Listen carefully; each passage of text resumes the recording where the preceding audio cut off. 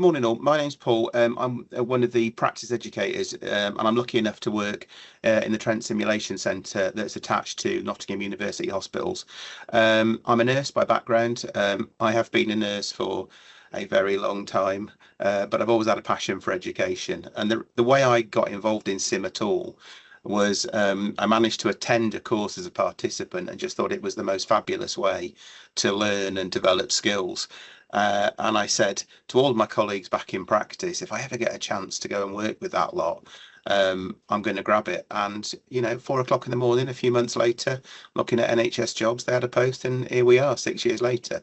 So that's me. I'm going to go through very quickly this idea about a safe space for debrief, because actually, particularly for us in the sim centre, we're dealing with participants in our sims, and we work with people across the professional spectrum. So everyone from nurses, allied health professionals and doctors, and then through their kind of experience spectrum as well. So we probably get our first opportunity to do simulation-based education with our medical students, their final year medical students.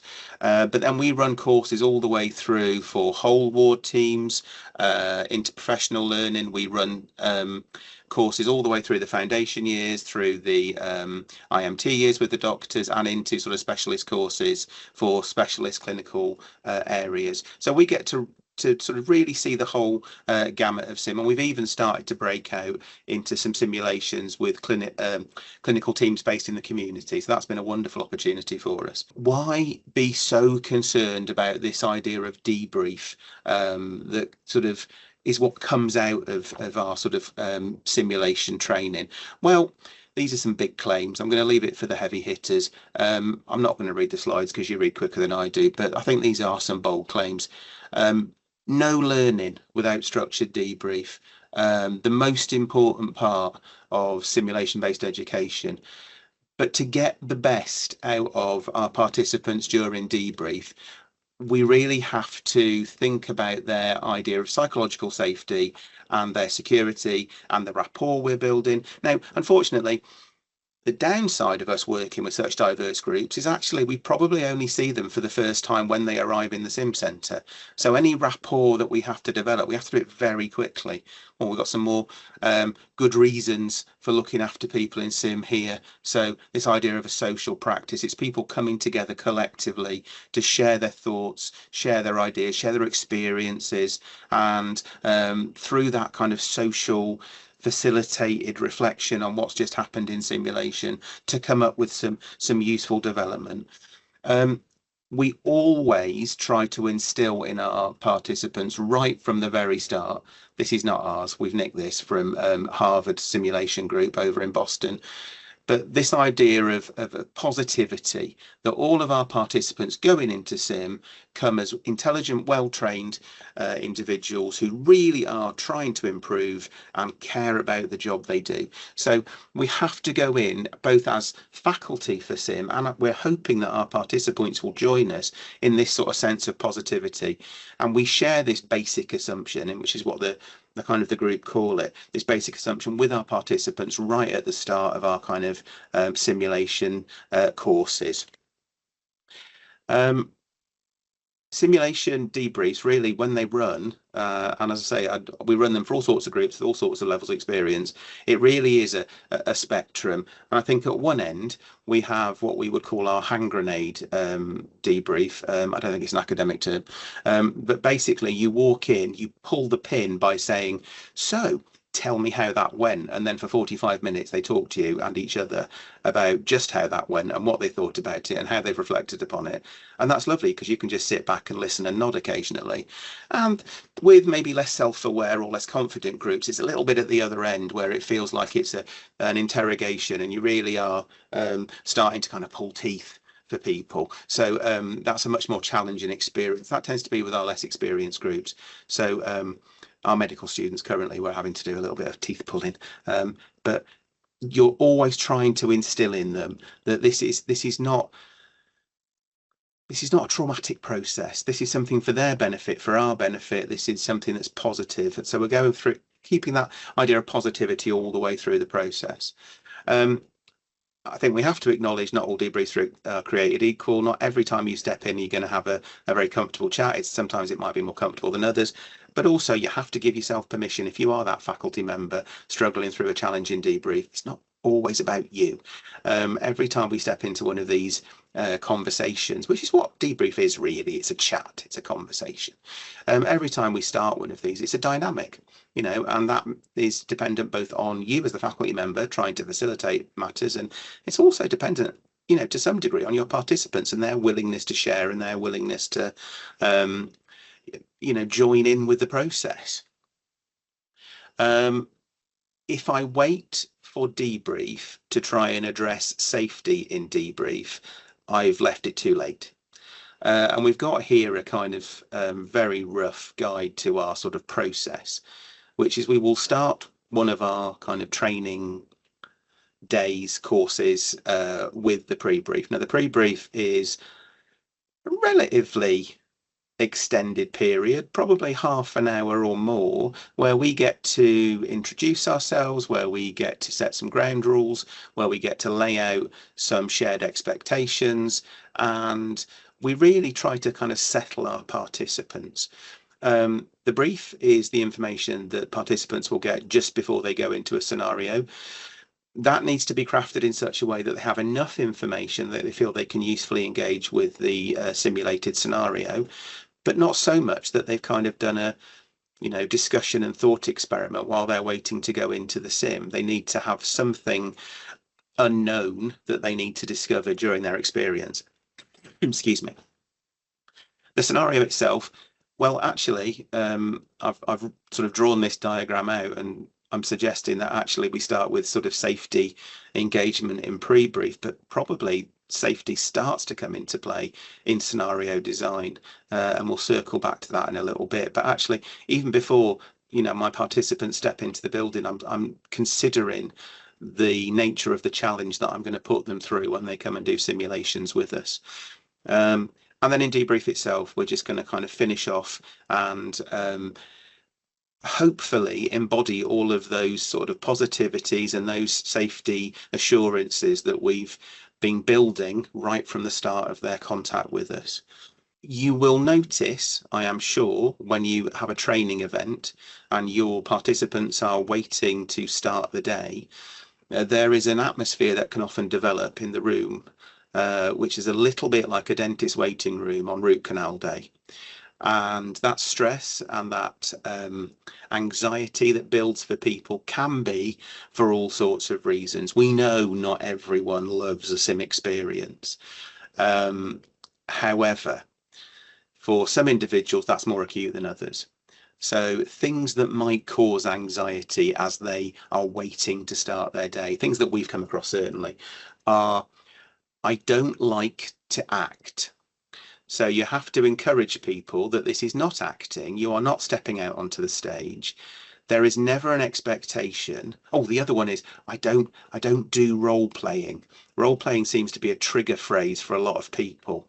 I don't know whether that's historical, but I don't do role playing. You have to encourage them. I am never going to ask you to be anything other than yourself in these simulations. That does nobody any good. It's no point me taking a student nurse and going, okay, in this simulation, you're going to play the role of a consultant anaesthetist.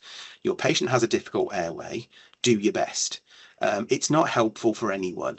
Okay, we'll talk about that a little bit more in a bit, but I just need to encourage them that all I expect is for you to be you on a day, on the ward, at the level you're at, in the role you're in, and that's all I'm ever going to expect. The only people that act within our simulations are the faculty, because we're a bit weird as a faculty here in that we absolutely love getting involved as a simulated patient, because it allows us to really shape the way the sim runs in a helpful way. So very often different groups will surprise you. So written into our kind of sim plan, we have a kind of flying and flopping. So if a group is really kind of excelling all expectations, then maybe you can push them a little bit more. So how can we add in another little challenge? How can we change that patient experience subtly to give them more of a challenge because they're doing so well? And if a group is struggling, then we don't want to break them. This idea that they are coming to simulation and we're trying to beat them. You know, we very often get this idea it's a clinical escape room. If I can just beat the scenario, I win. Well, no, it's not really like that. So we have to have this kind of control built in, and we do that by getting involved as simulated patients. Um, but anyway, it might be fear of exposure, of professional competence or role identity. Um, and this is particularly acute, with more experienced groups. So when we're doing sims with, um, registrars or consultants, their fear of exposure, not to us as faculty, but to each other and their peer group, is quite intense.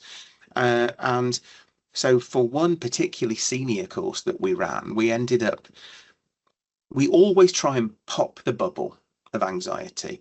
And that could be something as simple for a lot of our nursing courses. We will do difficult questions, and difficult questions they're just silly. So it might be what's the strangest thing you've ever eaten, and would you recommend it to a friend?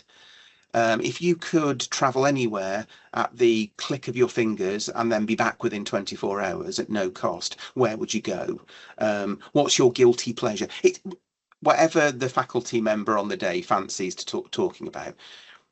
Generally, we'll start the conversation. So I've shared with far too many clinicians over the years that the strangest thing I've ever eaten. This is candor now. This is me opening up and showing, some sharing. Is somebody else's chewing gum whilst I was a guest in somebody's house, and I think they dropped it into the stew pot, and I was too embarrassed to put it on the side of my plate, so I swallowed it because I'd rather risk hepatitis than embarrassment. But that gets the conversation. If I can get people talking to me about stupid things, generally what happens is they're much more accepting of talking to me about things that matter in the debrief, clinically significant things in the debrief. Now, for that particularly senior group that I was talking about, this was never going to work. This was not going to be enough. They were literally on tenterhooks. So when we were orientating to the simulation space, and at that particular course, we were going for a little walk around the sim space, showing them the mannequin and where all the equipment was. Halfway through the tour, without any warning, we killed the mannequin. And we got these very senior doctors cooperating in some resus that they weren't expecting, and it wasn't their speciality. But there's nothing like having some out of breath, sweaty doctors to really break the kind of anxiety bubble. So that was our kind of bubble pop on that day. I mean, to be fair, we introduced the mannequin as Abigail Rest, which doesn't take a sort of rocket scientist to figure out is a rest. So they should have seen it coming. But anyway, we got them moving, we got them out of their heads, and then we moved on. I shall stop rambling and carry on with the presentation. So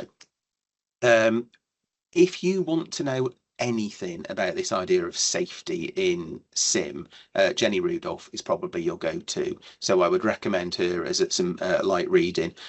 Pretty much anything she's written is very useful and an easy read. So please do go and. I'm not giving you homework, but please, if you are interested, go and have a little look at some of her stuff. She talks about a lot of things in terms of key components for ensuring safety, and the idea of the pre-brief we've mentioned already, but we'll go into some of that sort of content about what we do in our pre-brief at the start of the day to make sure that everyone's on the same page and everyone's feeling assured. The fiction contract I will talk about when we talk about our pre-brief kind of list. Clear learning outcomes. Everything should be open. Everything should be honest. You should give people an idea about what they're coming to learn, just like you would if it was a classroom session. So we tend to have very high level, sort of fairly generic learning objectives around the application of non-technical skills, the effect of human factors, clinical elements to scenarios, and thoughts around how to get the best out of colleagues within the multi-professional team. So they tend to be our sort of fairly generic, consistent learning objectives for most of our courses, and then there might be some specific ones depending on the speciality or what's running on the day. But we have to get those in really early on, so we're all on the same page. We all know what we're going to be talking about and thinking about during the sessions. Setting expectations is really important. So this idea that this is simulation. I know as a faculty member, my team know as a faculty member, this is simulation. Our participants are very aware this is simulation. We are very aware that our participants are very aware this is simulation. So we're all going to go into it with that same knowledge, but for our part, and this is where the fiction contract comes in, we're going to do our absolute level best to present scenarios and cases in a way that is as true to real life as possible within the limitations of our sort of sim environment. Now, that might be limitations based on equipment, that might be limitations based on space, that might be limitations based on whatever it would be that would kind of define your sim space. But we're going to do our best to present things as if they were real. Our expectation for the participants in their part of the fiction contract is that they will do their level best to engage with the scenarios we present as if they were real cases, to the best of their ability, despite the fact over all of this there is the umbrella, we all know it's simulation. Okay. And we're going to state the importance of this psychologically safe environment right from the get-go. That's in our pre-brief, that's there at the beginning. There is always the facility, if things are getting too much, to time out, to step away. We're not here to hurt people either physically or psychologically as a result of training. And we have to be kind of open and upfront with that. We also give people the opportunity individually, really important, not as part of the sort of the big group, but to come to any of the faculty if there are any health issues around illness, injury, allergy, or if there are any additional access or learning needs they might have. And then the faculty will take it on themselves to make sure that they support that individual and keep them safe through the sim. Again, this is a wonderful article. I track this one down if you have the opportunity. Around limitations being out there to begin with. This bit about drawing on limitations in debrief, what you do not want to do in a debrief after a particularly interesting simulation is to have your participants start their kind of reflection with, I wouldn't have done that if this was real life. I did that because it was a plastic mannequin, or because I knew it was one of the faculty. Because you have to have that established early. I know you know. I know that's what it is. We all said that back with the fiction contract. So we're going to move. That's not useful. Okay, I want us to move past that and get to some actually significant learning about how you conducted yourself as a clinical team within a simulated clinical space, working through a simulated clinical scenario. So I have to kind of be upfront and honest. There are limitations. I know that, you know that. We're not going to make that the focus of the debrief because it doesn't help anybody. All it tells us is we're in a simulation space. So I'm going to get that out of the way early. And generally, it might be the first scenario of the day where this comes up, and you have to in a pleasant but firm way kind of clamp down on that kind of thinking. It's not about the simulation, it's about how you conduct yourself, and that's where we're going to focus all our attention. So get that premise in early as well, so that everyone knows what to expect. That's part of their expectations, or should be, managing their expectations. This is our list we work through in our sort of pre-brief sessions with our participants. So I've talked about orientation and expectations. This idea of celebration of good practice. I don't know what your experience is, but for me, an awful lot of clinicians tend to be their own worst critics. And in the bad old days of the SWOT analysis, strengths and weaknesses, everybody filled in weaknesses first and felt much more comfortable. We all feel slightly embarrassed about putting anything in strength. And when you get people into debrief, clinicians into debrief, it's very similar. They will focus on everything that went wrong, that wasn't perfect. They fail to recognize the 90% of the time they spent with exemplary practice. And I think that's probably how we are actually out in the real world. When things go wrong, we only ever focus on the errors. We never celebrate, the 90% of the time when things go right and patients are well cared for. And why aren't we learning lessons from successes as well as from our imperfections? So we have to give them the request that they celebrate good practice and that they support their colleagues by getting them to recognise their good practice as well, because no one tells them enough how good they are at what they do. We have to demand professional behaviour from participants. I did not sign up for this to be a school teacher for children. If you are here and participating in a day, it is polite to engage with the faculty. It is polite to support your colleagues. I do not want somebody sat on their phone during a debrief. I do not want them being unpleasant to their colleagues in debrief. It's just not nice. So I expect professionalism. I will say in the 6 years I've been here, I can count on one hand the number of times we've ever had to extract a clinician and sort of take matters further. So it doesn't happen often, but you just have to get that in as a ground rule early on. This idea of shared value as well. I have to make people understand that I'm there as a facilitator, not as a lecturer. So I am going to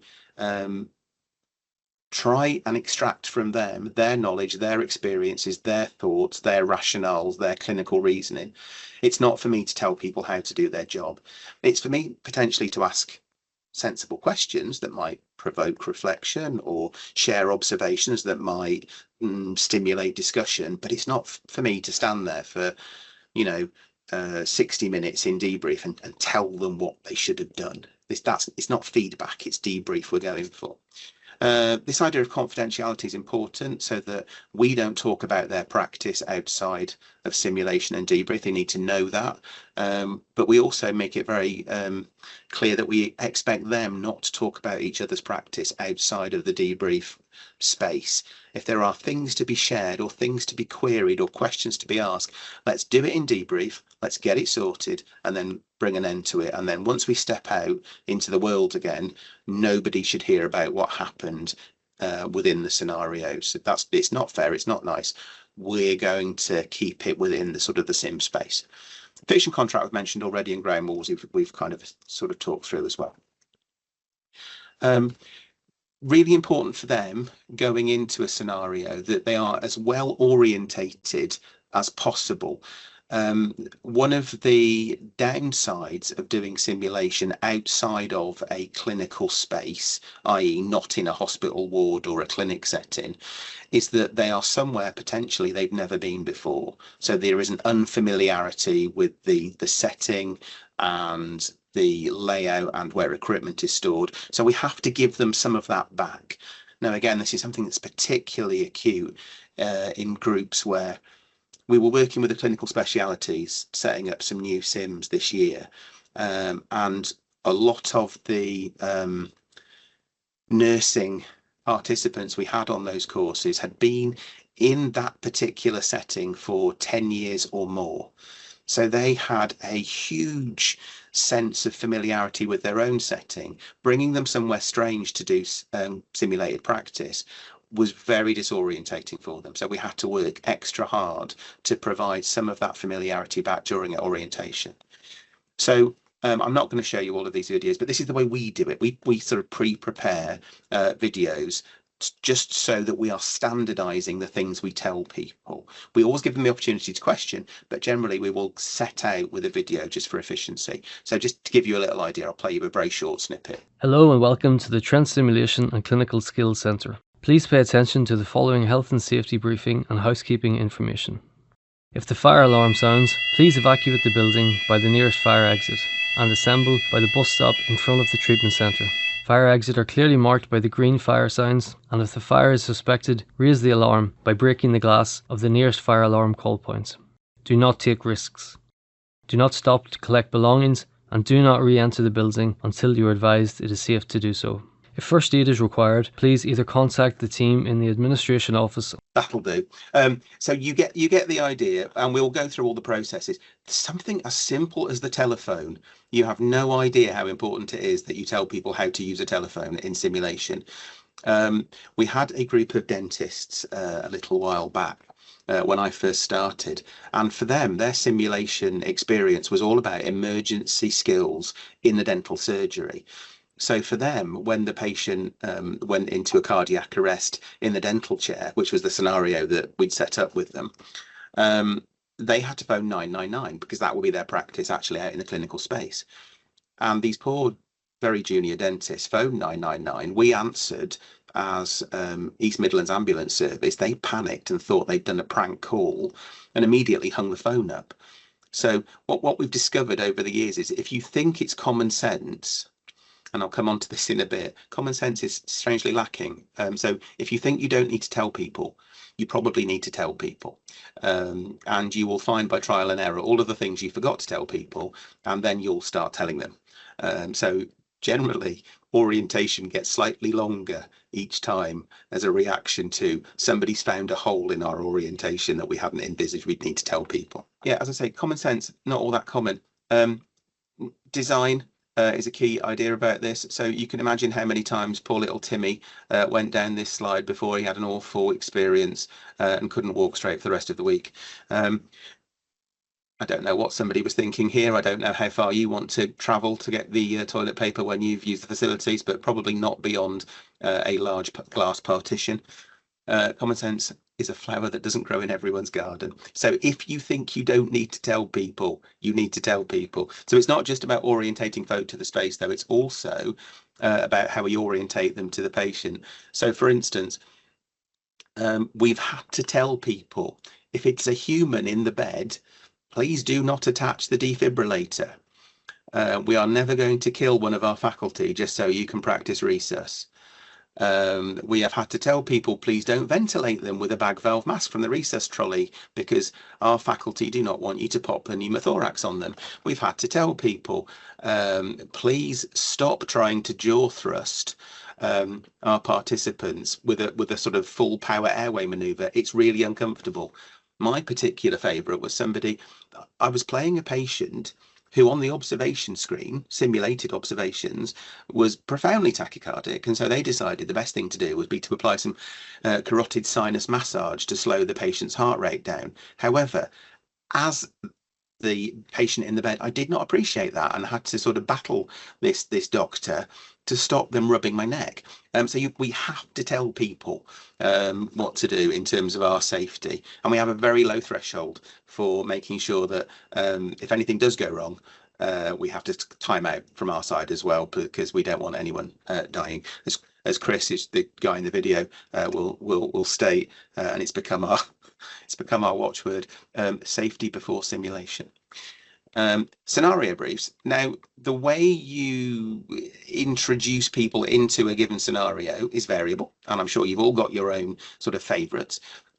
So one that we use for physiotherapists who are doing on-call simulation, so they are being telephoned at night at home, is we will sit them next to a telephone, which is their sort of simulated bedside phone, and we will do a handover over the phone, which is what they would get in practice. We're always trying to kind of emulate, how you would get this information in practice. So their introduction into the scenario is a phone call at 3 a.m. And then they will come into the sim space after their half an hour's travel and have to deal with the patient they've never seen before. So that's one way of introducing people and giving them enough information to get started. It could be something as simple as a little sort of on the screen slide just to tell people a little vignette of, so this was one we've extracted from infectious diseases. And it was just a case of, this is what they get. This is the handover from sister. And that's enough information to get them started. It could be something that we call a wobbly head. Hi, I'm a staff nurse calling from E14 Surgical Ward. I'm calling about A. Manning. They're a 68-year-old, 3 days post-esophagectomy under Mr. Brown. They were recovering well, but now they've got a raised news score of 7. They're scoring high on their respiratory rate and their high heart rate, and they're really sweaty. Could you come and see them, please? And is there anything you want me to do while you're on your way? Thank you. So our technical team years ago set us up with these wobbly heads, and we've each got one that looks like one of the faculty. So that was my colleague Amelia. The only problem with them is It's a free program, but the only problem is, however bad the news is that they're sort of handing over, they always look delighted. So they have this sort of fixed rictus grin, which I don't think is very encouraging. But again, that's another way of getting people involved. We talked about this a little bit early on. If we think about safety from the start in the design process, there's a couple of things on here, and I'm sure you're all very familiar with all of these.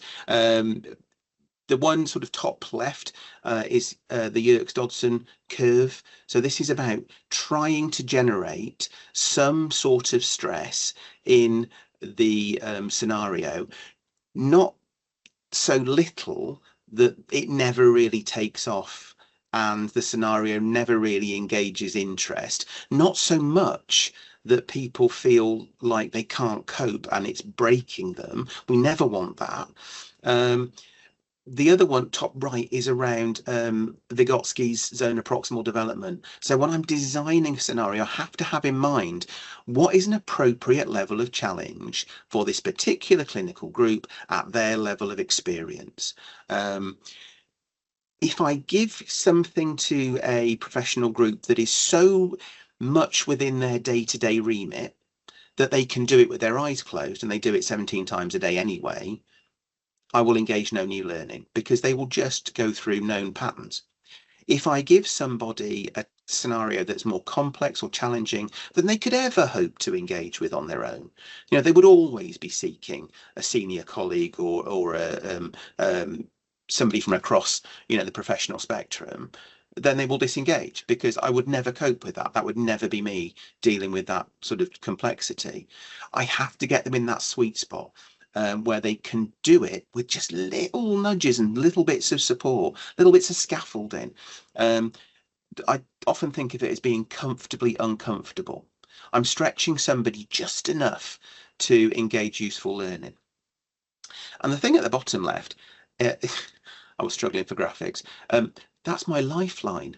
So we have this thing called lifelines, where if somebody is struggling in a scenario, we help them a little bit more. So if it was a group of doctors and they could not figure out why this patient was so unwell, maybe the nurse at some point might mention, "Oh, doctor, I am particularly concerned about this new chest drain output that you have kicked 3 times but have not bothered to check on."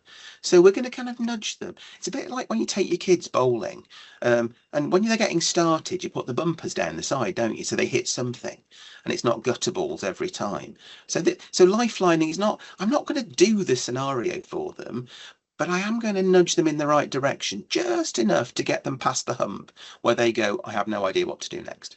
Yeah, debriefing's good. And when it's done well, it really is a powerful tool in helping people come to this kind of shared reflection and translation of that shared reflection into improved practice for the future. Now, what we're going for, and we'll kind of circle back to this in just a second, is this idea of I don't want to change behaviours. I don't want to tell you, don't do this, do that. Because that's very useful when I'm trying to engender simple skills. But what I'd really like to do is change the way you think. If I change the way you think, that changed mental model will inform your decision process going forward ever after. And I won't need to tell you, don't do that, do this. Does that make sense? I hope so. We'll come back to it. We'll circle back to it. So this is quite a nice way of thinking about the way your participants are going through their kind of improvement process during the whole sort of cycle of simulation, debrief, next simulation, debrief. So we're always looking at this kind of upward spiral of improvement. So start them off with some simulated experience in the first scenario, get them to come back and reflect on what has just happened with the people who are observing, then start to think about what we're going to take away as learning points, then start to take away that new learning and try it out in the next scenario. So we're always working upwards in our spiral. I don't get any money for this, I promise you. I am not a sales rep for the Pearls model of debrief. However, I am a big fan. And I'll tell you for why. Because it starts with reaction.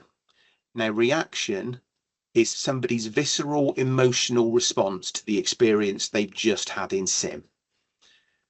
If I have somebody who's been particularly challenged by either a communication, an emotion, a behavior in their interaction with the simulated patient, I have to acknowledge that and I have to let them work through that. Because if I try and just disregard that and just rush straight towards analysis about the nuts and bolts of why they picked particular drug doses and why they worked through particular algorithms of treatment, they're not going to engage properly, because actually the elephant in their head, to mangle a metaphor, is just going to occupy all of their sort of cognitive load. So I have to let them vent a little bit to get rid of some of that idea of negative emotion.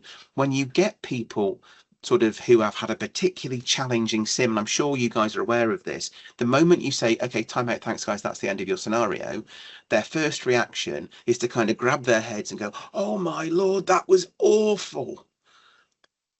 I want my first opening gambit in most sims to be, that looked like it was challenging for you. I heard you saying as you stepped out you thought it was awful. Awful's a really big word. Tell me about awful. And then we'll work through it. So that's why I love Pearls. It lets them get that humanity in early. It respects their ideas and their thoughts and their priorities. And then it lets me get into the nitty-gritty of analysis. Now, Pearls is not the most popular debrief model in the country. I'm sure you've all got a plethora of other ones that you might use, and that's okay. I think Diamond is probably the one that pops up an awful lot. Personally, and this is only personal, again, I don't get any money from Mr. Epic or Mr. Cheng, but this is personally, I'm not a massive fan of Diamond because it denies people the reaction. It says when you go into your sim, go through your sim, and then step out of your sim. As a facilitator, I'm going to now tell you, you've been through your sim, now start to gather your thoughts, sit on your hands, your colleagues are going to tell me what happened, and you're just going to sit and listen and stew. I'm not a massive fan, but I know a lot of people are, and that's fine. The most important thing for you guys is find something that sits comfortably with you and your groups that you're going to be working with. If you find a tool you like, you will use it all the time. The more you use it, your familiarity will make you flexible around it, and you will be comfortable and you will use it well. So you use whatever model you like. If you've never come across it, have a look at Pearls. You might like it. If you don't, that's fine. We're not going to fall out over it. You pick a model that suits you.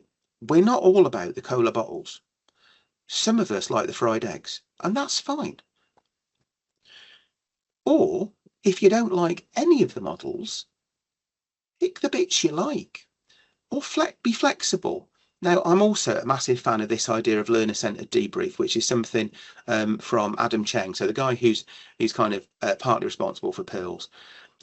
Learner-centered debrief. I was very lucky to attend a virtual conference where Adam was leading a workshop on this learner-centered debrief at the time, and I got to debrief him. I felt very, very awed.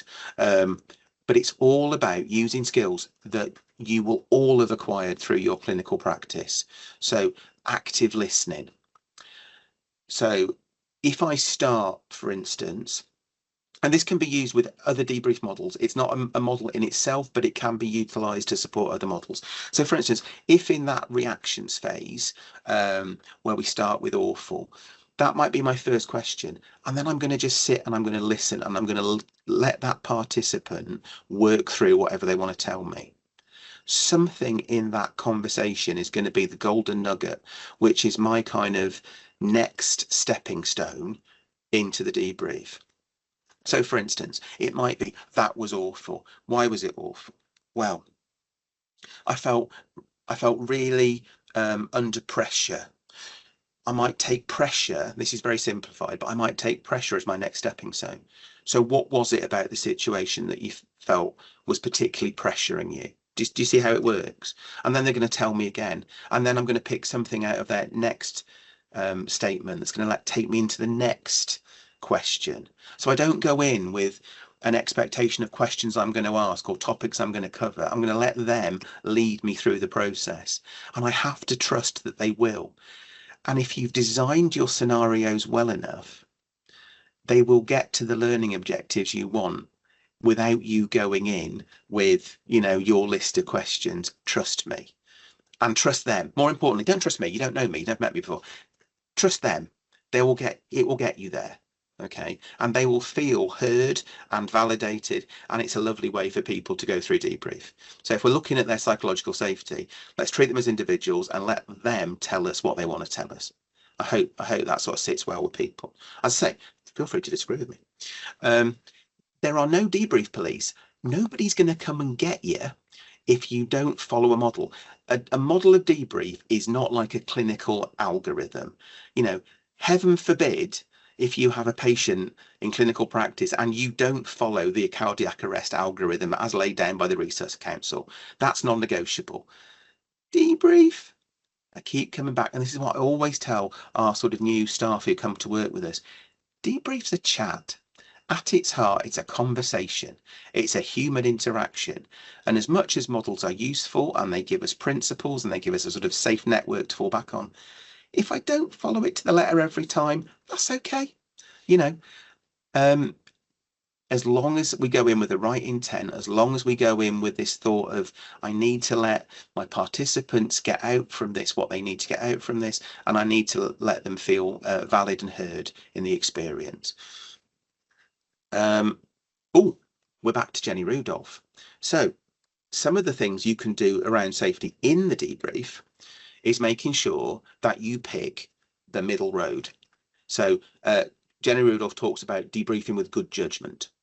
So the judgmental debrief is, I know what you did wrong because I'm an expert and I'm going to fix the problem for you. I'm going to tell you what you did wrong and I'm going to tell you how to do it better. Non-judgmental is, I'm an expert. I'm very well aware of what you did wrong in that scenario. I'm not going to talk about it because I don't want you to think I'm a nasty person. So I'm going to sidestep it. Neither one of those gives you the best results. Good judgment says you were doing your best based on your skills and knowledge and experience, and everything you did for a reason. But as an observer on the outside looking in, I have no idea why.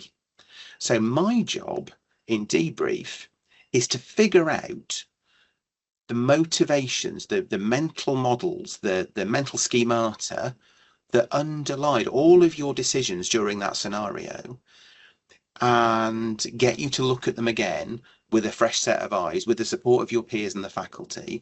And maybe for next time we could go in with a different set of sort of mental models, different frames they often describe it as.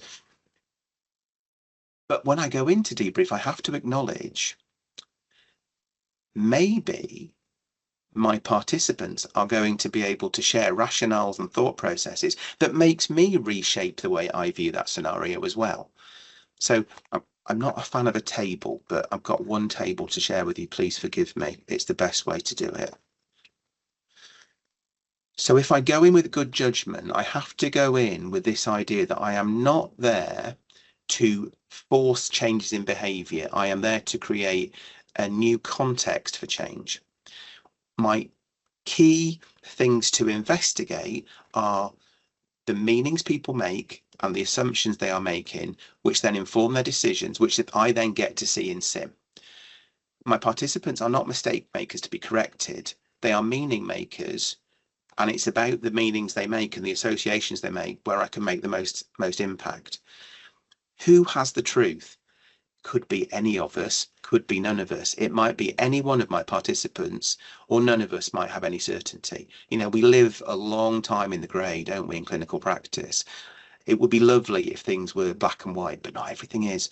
So we have to acknowledge that sometimes we live in the grey, and we're going to learn together. How am I going to understand what motivated somebody to perform a particular action at a particular time? I'm going to use a very safe technique, which is called advocacy inquiry. And that is so simple. It translates to, I noticed that when the patient's saturations fell to 87%, you applied 1 litre of oxygen via nasal cannula. Please tell me what your thought process was that caused you to do that. Because I don't know. Maybe the last patient they looked after was a chronic carbon dioxide retainer with the worst COPD you've ever come across. And for them, they were so concerned that they had to be careful with oxygenation that they were being very cautious and titrating upwards to get to a sweet spot for that particular patient. Or maybe they've heard that some people, can be harmed by too much oxygen and they're worried about oxygen toxicity. I don't know, but if I ask, I'm going to find out. But this is something we noticed, and I don't know whether it's a generational thing, but when you ask, certainly our younger participants, why did you do that? Their natural assumption is, you think I'm wrong. When you ask me why, I feel like you're a parent asking me as a naughty child why I poured the soil out of the pot plant. Whereas actually what I'm trying to do is go, I don't know why you did that. I'm curious. Please tell me, and, share your thoughts. So we have to tell them as part of our pre-brief now that if I ask you why, it's not a judgment, it's curiosity. And something as simple as that, again, in that early pre-brief, pays real dividends when it comes to the way they answer those questions in debrief afterwards. As a facilitator of SIM, I see the action. I then produce results that are appropriate to the patient's case and the physiology, but I don't know about the frames. And that's where the advocacy inquiry allows me to dig backwards to find out about the frames that informed the action and to change the frame, not the action. If I change the frame, they will change the action. It's good, isn't it? Right. Reactions you might get in debrief. I'm not entirely sure about my graphic choices here. Please forgive me. So, the blamer. Everyone I went into the sim with was amazing. I was useless. I really let the team down. This person needs a little bit of psychological first aid and a little bit of coaching. They might have been the most competent person, but they feel underconfident and they feel they've let their colleagues down. These people need looking after in debrief. They don't need to be told off. And generally, the good news is, because people are nice, generally the other participants will rush to their side and support them wholeheartedly and tell them all the good things they did and hopefully turn the blamer around into, no, you were useful. Look at all the things you did. Look at how wonderful you were in dealing with that difficult relative. So they get looked after by their own and by the faculty. That's quite nice. The flip of that is the shamer. I was amazing. You lot were useless. What was happening? You really let me down. These people also get looked after by the other participants, but in a different way, because they'll wait until it's their turn, and then they will share with the shamer in all the ways that they weren't quite as fabulous as they thought they were. These are quite tricky because they have no idea about their own failings, but they're very well aware of everybody else's. So you have to kind of deal with them quite carefully. The gamer. This is, I've come to sim to win. And if I check certain boxes, I will win. So this is where you tell someone, the patient's ready for discharge on the medical admissions unit. Please just go and check one last time that they're okay before you discharge them. These are the people that walk in the room. They haven't spoken to the patient, but they unplug the emergency trolley with the defib on it and wheel that towards the bedside because they know this is sim and something's going to happen. We have been toying for years with the idea of having a spare sim ready for these people called the nothing sim, where it's just a simple conversation with a patient. It will drive them wild because they'll spend 15 minutes trying to figure out what they've missed. And actually, they're just chatting to a patient. I digress. The weeper. The weeper's difficult. The weeper is often something that is really hard for us to avoid in our particular setting, because as I say, we have very little insight into who comes before we see them for the very first time in the pre-brief for the course. So we have no idea about background trauma they may be carrying with them from the real world. So for instance, somebody who has had a recent bereavement, and we unknowingly put them into a resuscitation sim where they have to deal with another patient who's died. That's potentially going to trigger something in them. It's very emotional, very raw. We had no idea. We didn't know until they reacted in the sim. We have to have a plan in case this comes up. So we have to have someone within faculty who is going to take it on themselves to look after that person's well-being and help them through. The best example of this, I think, again, I hadn't been in the centre very long, but we had a young lady who was going through a simulation based around major hemorrhage and resuscitation. And in the scenario, we got to the point where we'd identified the major hemorrhage, we'd activated the protocol brilliantly.